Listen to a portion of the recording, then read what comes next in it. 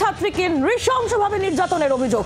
এখনো পলাতক অভিযুক্তরা। কিশোরীকে নগ্ন করে মারধরের অভিযোগ, আর সেই অভিযোগে অভিযুক্ত 3 যুবক। মেয়েকে বাঁচাতে গেলে ছাত্রীর মাকেও মারধর করা হয় বলে অভিযোগ উঠে আসছে। ইতিমধ্যেই থানায় লিখিত অভিযোগ করতে গেলে আগ্নেয়াস্ত্র নিয়ে ওই অভিযুক্তরা বাড়িতে চড়াও হয় বলে অভিযোগ। আতঙ্কে বাড়ি ছাড়া নাবালিকার পরিবার, বাধ্য হয়ে জেলা পুলিশ সুপারের দ্বারস্থ হয়েছে পরিবার। মালদার বামনগোলা থানা এলাকায় ঘটেছে এই নৃশংস ঘটনা। নির্যাতিতা তার কি অভিযোগ শোনাবো আপনাদের।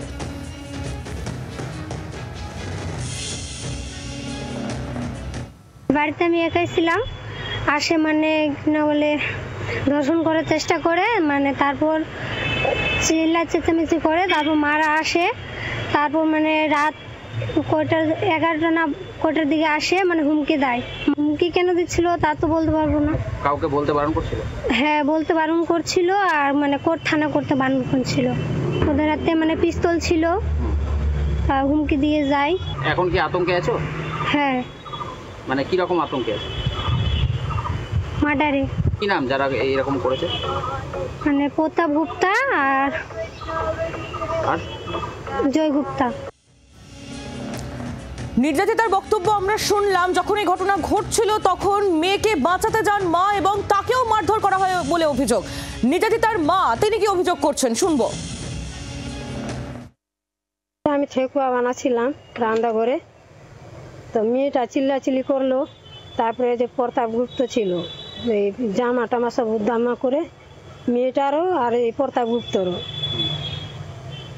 তারপরে আমি গেলাম, আমাকে 1 লাথি দিল। 1 লাথি দেওয়ার পর আমি পড়ে গেলাম, পড়ে যাই। তারপরে মেয়েটাকে আমি উঠাই, উঠার পর এই যে এখন ধমকি টমকি দেয়, এখন বাড়িতে থাকা যাচ্ছে না।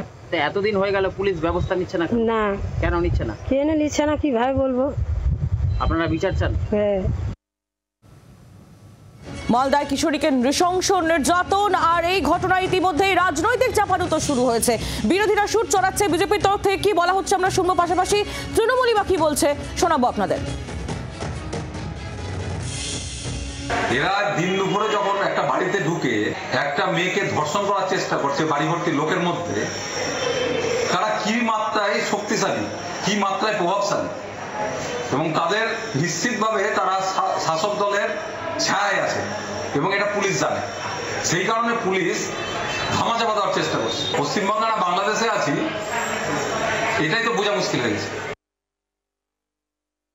মালদা জেলার পুলিশ প্রশাসন অত্যন্ত সক্রিয়। যে কোনো ঘটনার পাশে পুলিশ অতি দ্রুত গতিতে ছুটে যায় এবং তদন্ত সাপেক্ষে আসামি ধরার চেষ্টা করে, শাস্তি প্রদানের চেষ্টা করে তারা। সেই ক্ষেত্রে এখানে যদি কোনো ঘটনা ঘটে থাকে নিশ্চয়ই পুলিশ খুব তৎপরতার সাথে দেখবে।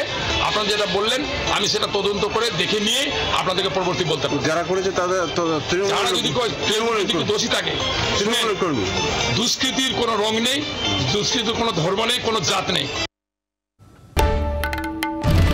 বাংলার আওয়াজ, বাঙালির আবেগ, জি 24 ঘন্টা।